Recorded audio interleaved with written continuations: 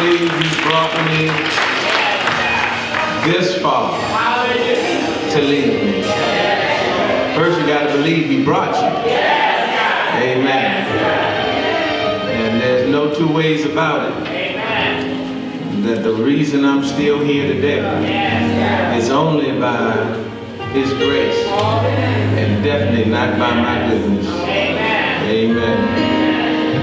Would you turn your Bibles to the 62nd division of Psalms?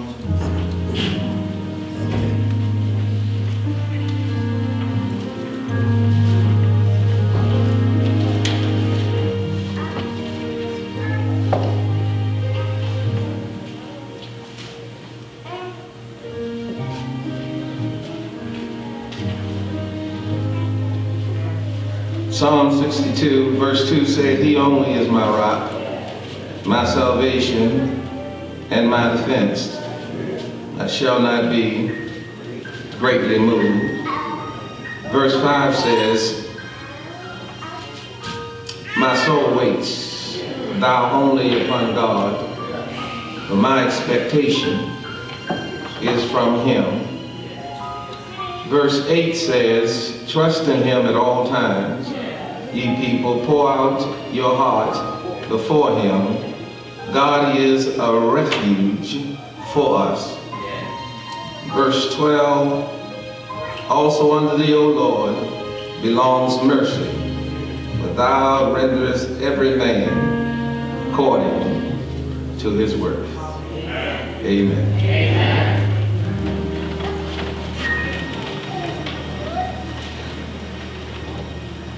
I want to talk today, this monotone, what trusting God looks like, what it sounds like. Amen. What trusting God looks like and what it sounds like. This is one of my all-time favorite songs, sung by Donnie McClurkin. I know the faith is easy when everything's going well. But can you still believe in me when your life's a living hell? And when all the things around you seem to quickly fade away, there's just one thing I really want to know. Will you let go? Will you stand on my word? Against all odds, will you believe what I have said? When things seem impossible, will you believe every promise that I made in you, you will receive? Yes, I will. Trust you, Lord. That's what I want to work without. That's one of my favorite songs of all times. And it's one of my favorite because it's one of the most healing songs and helpful songs in my own personal journey. I'll trust you. I probably listened to that song, poured it into my spirit, probably no less than 1,000 times. Because every now and then there comes a period in your life where you have to walk a dark, lonely road. And no matter who's around you, nobody knows the darkness that's living inside of you. There comes time, if you keep living, you will have what's known as a crisis of faith. You may have grown up in the Sunday school. You may be the Sunday school teacher. You may have sung the lead in the choir. You may have been the one standing in the pulpit. But this life will drop some stuff off that seems to have no rhyme, no reason. And You're going to either have to walk into the maze of your trouble and find God at another level, or crumble and give up on life altogether. So I listened to this song again and again. And I conclude with Donnie McClurkin, I'll trust you. Faith is easy when things are going well. But can you still believe in me when your life is a living hell? And when all the things around me, there's just one thing I really want to know. That's what he wants to know. Will you trust him? So David writes this song here. And I listen to this song. And David sets out for me what trusting God looks like and what trusting God sounds like.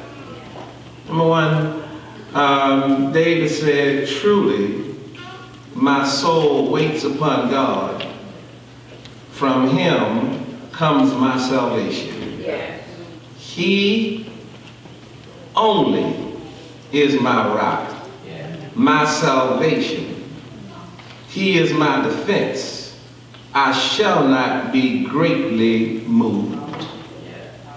Number one, the faith sounds like it is an emphatic exclamation.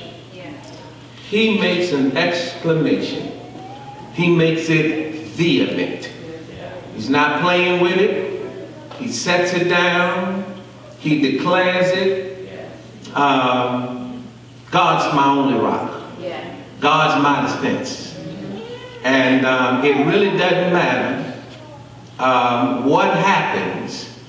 I'm not going to be. Job says, Job 22 and 28, if you decree a thing, it shall be established for you, and light shall shine upon you. Amen. That exclamation there is what faith looks like, and what it sounds like is that you have to make a declaration that I'm all in with God. You have to decree that this is what my life is, period. Now, I want to argue real quickly here. You don't just wake up and arrive at that. It takes a moment of walking with God to get to the place where you make your exclamation point about how I feel about God. Amen. You can talk a good game, but until you have felt the bottom and know the bottom holds, it's hard for you to declare how in you are with God. And I don't blame people, because sometimes I look around and I don't see people, and something that's happened in their lives, and it has gotten the best of them. But for those of us who've been through some stuff, and we came out of it, and know how bad it was for us, and then look back over our shoulder and know the only reason that I'm still clothed in my right mind has nothing to do with me, because my frailty showed up like everybody else. But despite my frailty, God showed up in my deepest and darkest dungeon. I believe I got some witnesses here. If you decree a thing, it shall be established. Amen. If you decree that the supernatural is going to show up in your life, it'll show up and invade your natural situation. So when I'm dealing with something that's beyond me, I've got to reach into the supernatural and declare that the supernatural will show a change in my life immediately. I've got to believe in the unseen world to impact my seen world. I've got to believe that there's an invisible realm that's more powerful than the visible. And what I see is going to be impacted by what I can see from the inside. When you decree something, Several things happen. Number one, to make a decree is to implement a judgment in our favor with the authority of a court order. When a judge decrees something, the moment they decree it, you lose all power to change it. If the judge says 10 years, I can holler all I want to holler from the bench. But I'm about to do 10 years. And so when you learn how to decree stuff from the supernatural realm to this realm, you have the authority of the God of the universe to impact your universe. So you got to understand, you got to make decrees in your life. And my decree is, it doesn't matter what's going on in my life, I decree that God's going to have the last say in what's going on in my life. You got to decree some self in your life. You got to decree that I'm not sick, but I am well. Sickness cannot stay. You have to decree that I am not the bottom, I'm on the top. I'm not the toe, I am the head. I'm not the lender, I'm not the borrower, I am the lender. You have to decree it, and when you decree it, the universe has no better sense than to throw it in action.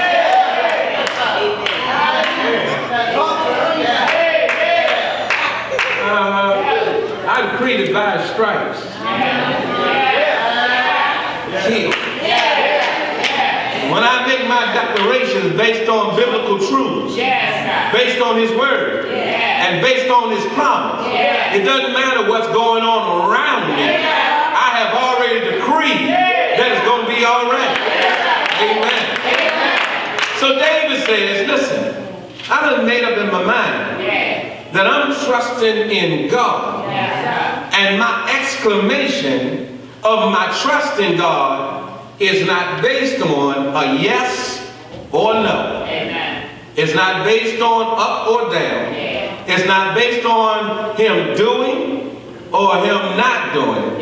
It's not based on good or bad, mountains or valley. My exclamation is based on the fact that I believe God's in charge whatever way it's going. See, when I trust God, I ain't a fair weather believer. To say I got trust in God is that I have a duty to believe in God regardless of what's going on in my life. My trust in God cannot be predicated upon things going well. The Hebrew boy said, listen, even if He doesn't. I'm telling you, King, that He can do this thing. But even if He doesn't, we're not going to bow down to no little king. And when you get to that point in your life where you trust God, regardless of what's going on, it becomes a matter of learning, this is trust, that the incident is not more powerful than the essential. The incident going on in my life is not more powerful than the essential. The essential is that my life is governed by God. The essential is that God got me. The essential is that whatever happened with this incident, it will not stop the essential hand of God. My events are not more powerful than the eternal. So I may be hurting, but I'm still trusting God. I'm in with God. I'm all in. Why are you all in, David? Because He is, what it says? Only my rock. He's the rock that I depend on. He's my defense. I shall not be greatly moved. Now listen here. He ain't saying that we don't get moved. But you can't move me far enough away from trusting God. You can't move me based on my events, based on my setbacks, based on no's, away from trusting God. When I trust God with everything that I have, and even when I don't understand how He's operating, I stick with God anyway. Is there anybody who's gotten to the place where I'm all in with God? You know why you got to make those exclamations? You know why I kept singing that song over and over again? Will you let go? I'll trust you, Lord. Will you stand on my word? I'll trust you, Lord. Against the impossible, I'll trust you, Lord. You know I kept saying it because you got to make an exclamation for yourself. You got to talk yourself into not giving up on God. You got to convince yourself when everything's around you trying to tell you that God doesn't care about you, that God doesn't love you, that there ain't no God. You got to talk to yourself until you get your own mind right. I see y'all ain't been there yet. I see y'all ain't been there yet. But oh, you got to keep on saying God loves me. I know that God cares about me. I don't know what he's up to right here, but I know that God is good. And you got to watch your words because your words have power. Yes, sir. Yes, they do. The exclamation not only for yourself, but it's also for Satan. You got to let the devil know. You got to talk to the devil. Sometimes you got to laugh at the devil. You got to have a full conversation. So I know you little demonic imp. You feel like right along through here. What's all that church stuff about? What's all that tithing about? What's all that praising the Lord about? And look at the shape you in. You got to say to the devil, I'll dance right in your face. You got to say to the devil that you can't make me doubt God. God's been too good for me. Blessed is the name of the Lord. Whether he's given or taken away, his name gonna be blessed.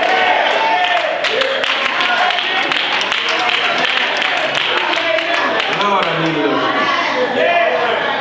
Because you know you gotta get yourself and Satan. You gotta make exclamation because God likes it. For the sovereign.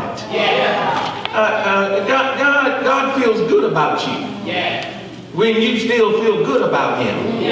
When stuff ain't going your way. Can God depend on you to come to church with all hell breaking loose in your life and yet and still nobody knows you because your praise ain't gone down.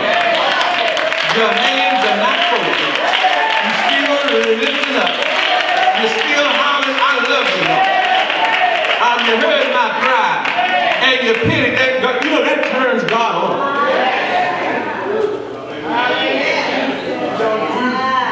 David said, he's my rock. You can't move me from my rock, because I'm all in. I done made up my mind. Psalm 73, the man starts out with the first line and says, no doubt about it, God is good. And good to them who have a good heart. He says, but as for me, I almost missed it. He started out by declaring that I done made up my mind now that I'm all in with God. But I wasn't always here. He said, because I had trouble. Because bad things were happening to good people. And good things were happening to bad people. And I was having a conversation with God. And I was saying, is there anybody minding the store?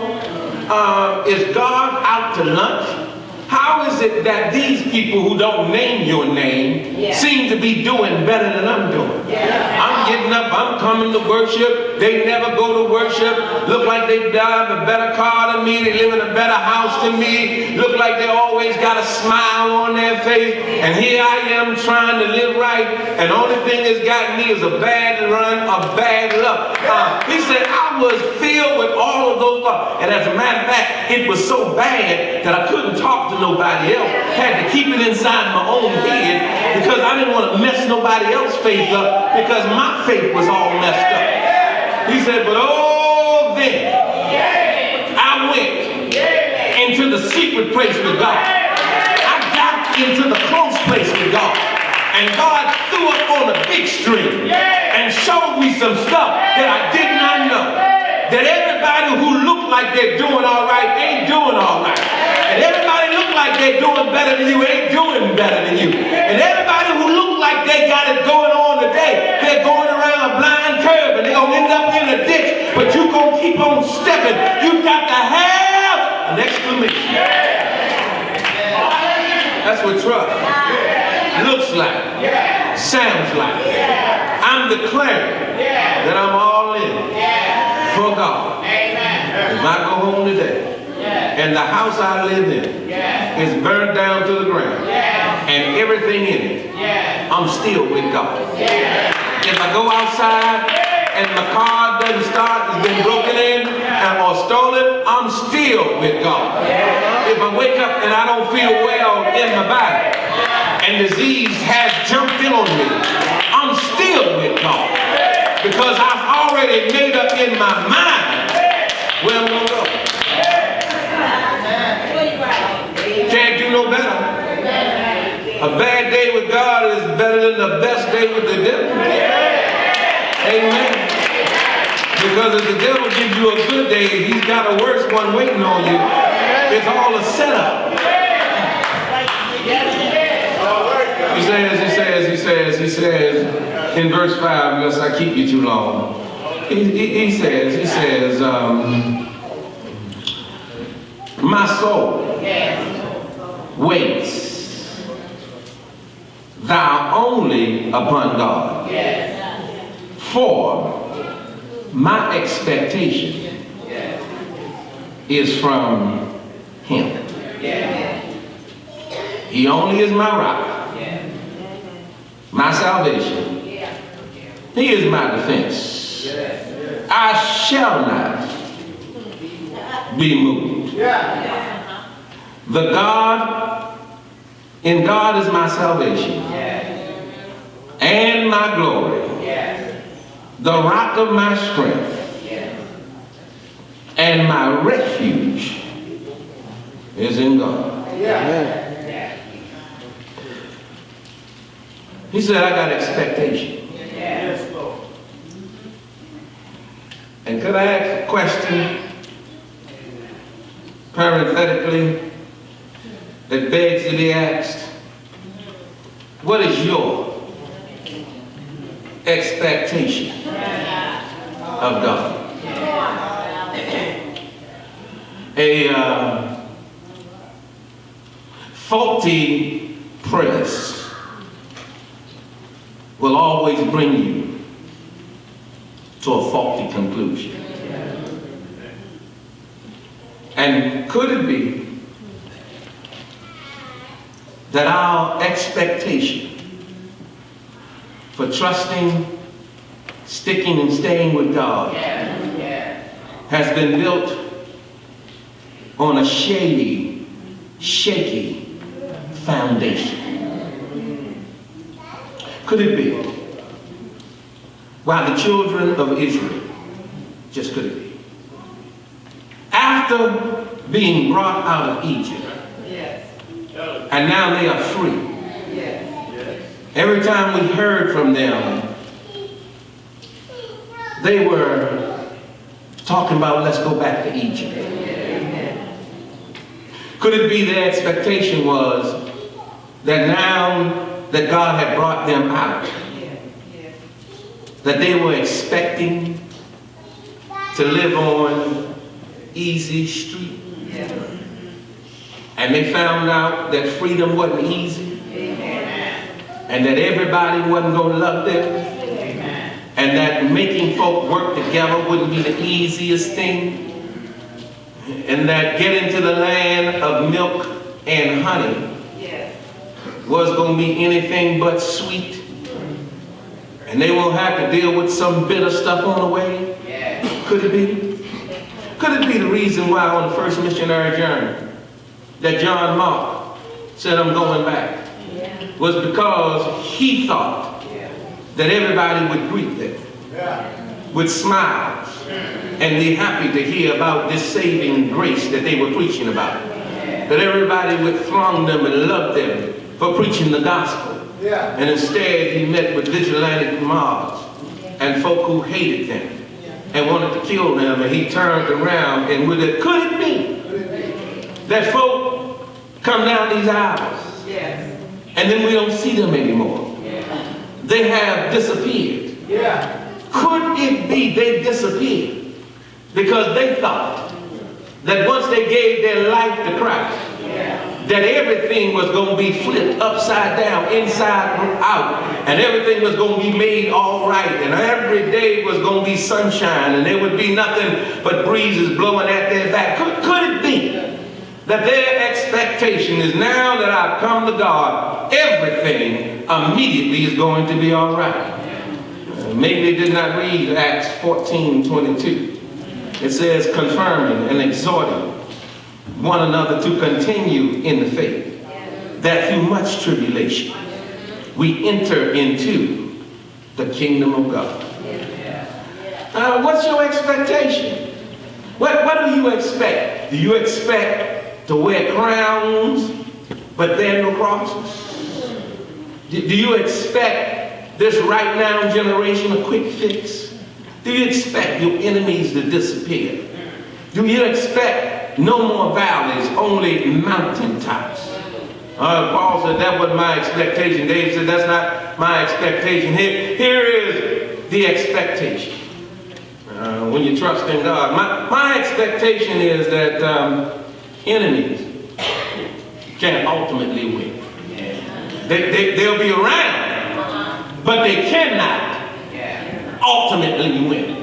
He said, I don't expect nothing from nobody else. My expectation is of God. And God is more powerful than everybody else. So whatever's going on right now on the surface, I expect when the dust settles, it's going to be all right. You know, when the enemy comes in like a flood, God raised up a standard. And if you signed up for the kingdom of God, you might as well pack your little grip. If you expect the enemy to lay down, no, the enemy's going to intensify. But it doesn't matter what the enemy does. Work it out. The Bible says not some things, but all things works together for good. You got to have, my expectation is this, is that if I'm in it, I ain't in it by myself. If I'm in it, God's in it with me. God ain't got to keep me out of it to keep me. God can keep me in it. Amen. Amen. There's some stuff a whole lot of us been in a long time, but you're still here. You're still clothed in your right mind. You're still laying down going to sleep at night. You're still making ends meet. You're still lasting with more a month than you have money. You're still coming through even if the economy is bad, even if you don't have everything that you want. God makes sure He's taking care of your needs. That's what I expect. He said, my glory is in God. Could it be that God takes garbage and brings glory? I know you just want glory, but God takes your garbage. He takes your disappointments and your setbacks and turns them into setups. That's how God operates. God said, I don't move the way you think I'm going to move, but I move the way I want to move. And when I make my move, can't nobody stop me from making a move. And they meant it for evil, but I turned it into your good. And this is what you got to expect from God. Oh, yeah. You know what I expect from God? I've lived long enough not to expect never to be bothered, but I do expect never to be broken. I've been bothered. I've been hit. I've been knocked down. But every time I get back up again. Oh, yeah. I've seen dark days, but I always know light's coming somewhere. I've seen folk walk away, but then I've seen them do multiplication by subtraction. And then I've seen them build me up by sometimes let me go down. I've seen them close doors to open doors. That's my expect. I expect that from, what do you expect?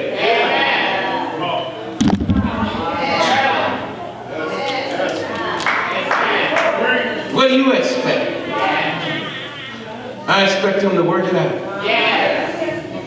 I'm talking to somebody. You got to change your expectation. That God's got me.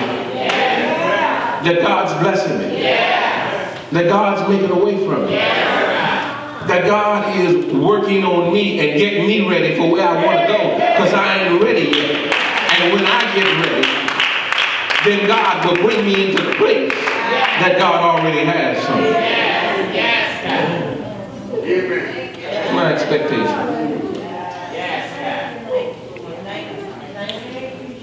And you know, your trust in God will never manifest until you get exalted. Because in good time, it don't require no trust. When I can handle it myself, it doesn't require no trust in God. But it comes when darkness and doubt and doom and gloom and depression sets in. When I'm ready to throw in the towel, that's when God steps in and shows me that you can trust me enough that I'll hold you when you're going through some stuff. And I'm not going to let you fall. I'm not going to let you give in. I know I done kicked you out of the nest you fly in an area you ain't never flew before. You are uncomfortable, but be comfortable because I'm right here with you to get you.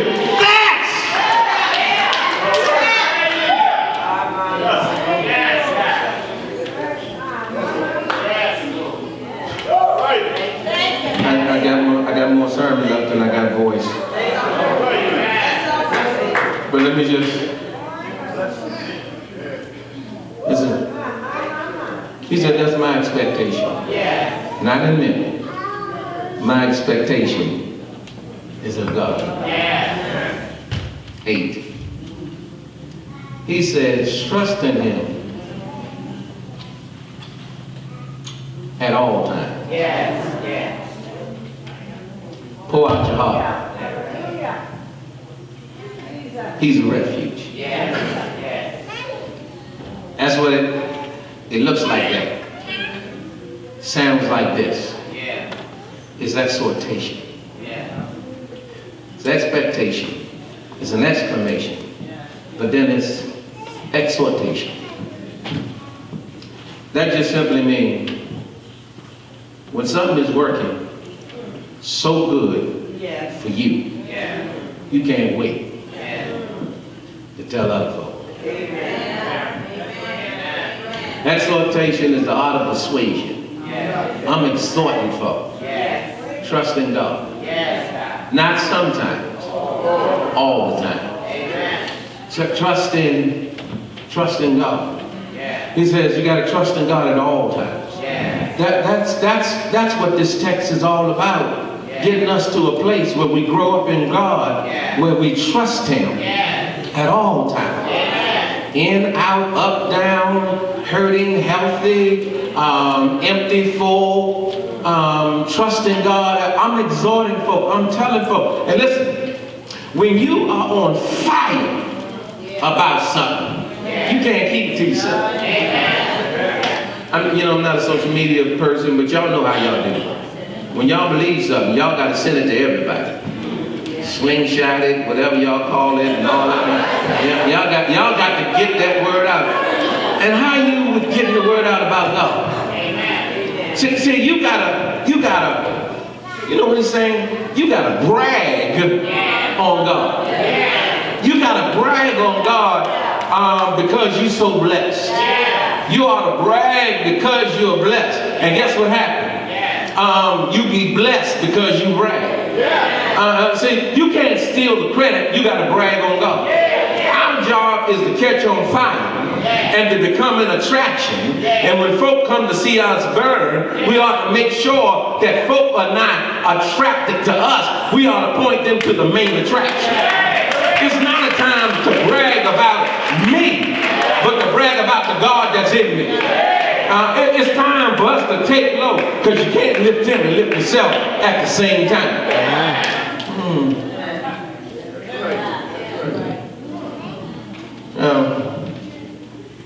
My voice has given out on me today, but he says, don't trust your oppression. Some of us trust what we're going through more than we trust the God to get us through it. Don't lift your hurt up so high Yes. till he's above your heel. Don't lift your poverty up so high till it's above the one who holds all prosperity. He said, you cannot let your oppression be bigger than him who can pull you out of any oppression. And sometimes we make what we're going through so big that our God becomes so small. But we got to make what we're going through small and make our God big. Is there anything too hard for God? And then he says, make sure I'm exhorting you that when God bless you, that you don't trust your blessing more than you trust the blessing.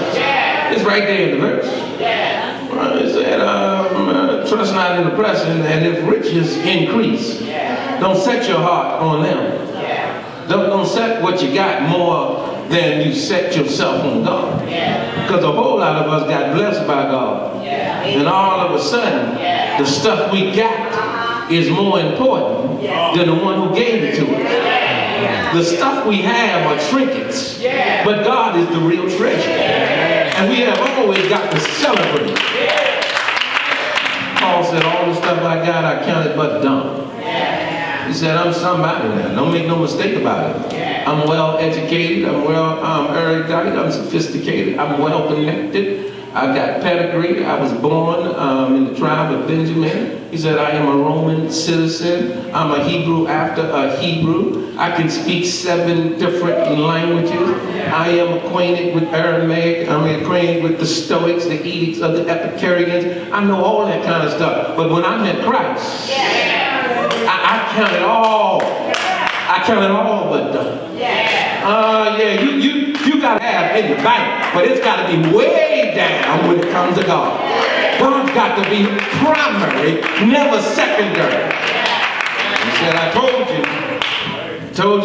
you again, that all power. This is a crazy text, y'all. All power. Don't ever forget it. All power belongs to God. Not some power. Done told you once, done told you twice, that the power belongs unto God. Yes, sir. He gives mercy to those, and he renders what he needs to those who know how to get it. So, will you let go?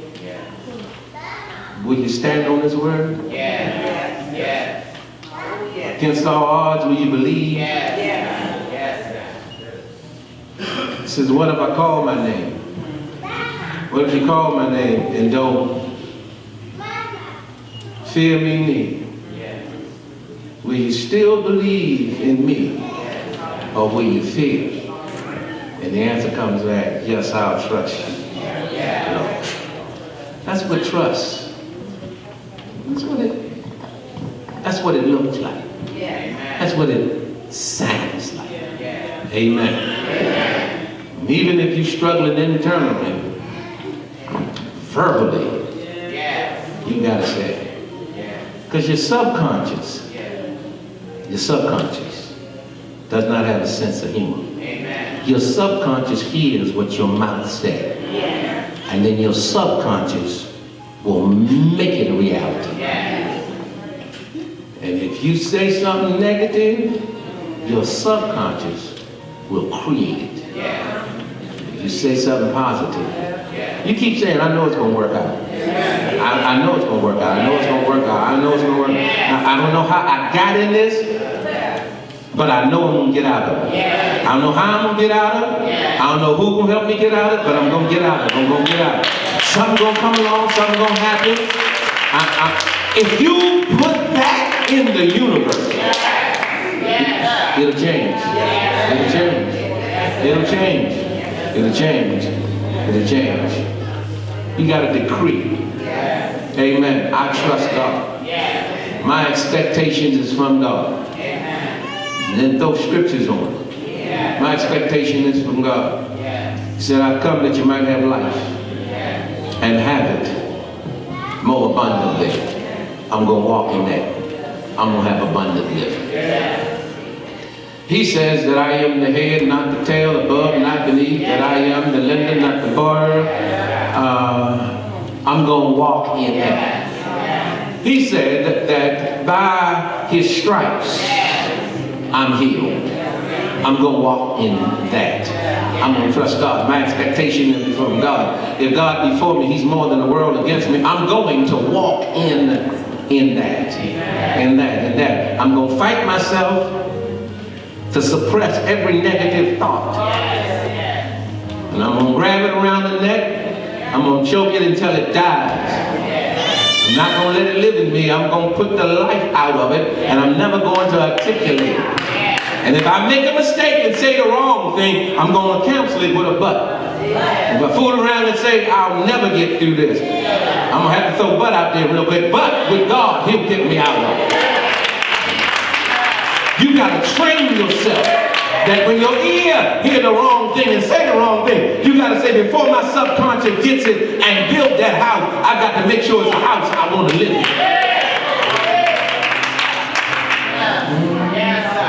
Yeah. That's what trust. That's what trust sounds like. That's what trust lives like. It's an exclamation that he is my only rock. That you are my defense. That you are my salvation. Yeah. And my expectation is from God. And now I'm going to tell everybody. Get it in front of God and pour your heart out to God. Tell God all about all your problems. And just keep on trusting him. Keep on trusting him. Trust him through the divorce and trust him through death. And keep on trusting him. Keep on trusting him with bad reports from doctors. Keep on trusting him. Trust him when you're feeling bad. Speak faith over your own self. Lay your hands on your own self. Psalm said, now let the weak say that I am strong. Let the poor say that I am rich because of what the Lord has done.